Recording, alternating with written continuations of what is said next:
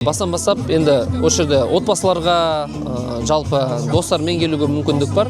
Келесіздерде бір выходнойды мейрамның қарсаңында өткізуге болады. Бұл жерде бірнеше зоналарға бөлінген. Фастфуд зонасы, шашлықтар бар, тағы да дәмді тағамдар, палау бар, кәсіпкерлерге мүмкіндік жасалып жатыр. Осы жерде сауда жасап, бірақ біздің келген қонақтарымызға тиімді бағамен барлығы сатылып жатыр. Одан кейін енді мына жерде атпен ары-бері серуендеуге мүмкіндік бар. Бағана ауаға шығатын шарымызды көрдік деген сияқты.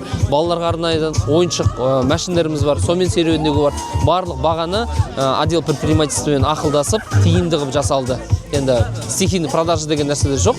Барлығы ұйымдастырып бір жерде жасап жатыр. Аниматорлар жасөспірімдер мен балалармен ойын сауық өткізіп жатыр. Біреулерге мастер-класс, біреулерге бағанағы ойындарды. Одан кейін біздің креаторларымыз бар. Ол қол өнершілер, шеберлер бар, тоқыма тоқитындар бар, басқа да бұйымдарды әшекей жасайтындар.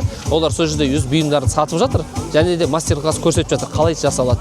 Балалардың және де басқа да келген қонақтардың қызықшылығын ояту үшін. Бүгін өткен жарысқа балалар болып келдік, сосын келе жатқан 8 мартпен бүкіл әйел және қыздарды құттықтаймын.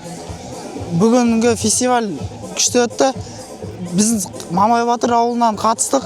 Мейрам күшті өтіп жатыр. Барлық әйелдерді халықаралық әйелдер күнімен құттықтаймын. 8 март құтты болсын, оразаларыңыз қабыл болсын, келе жатқан Наурыз құтты болсын.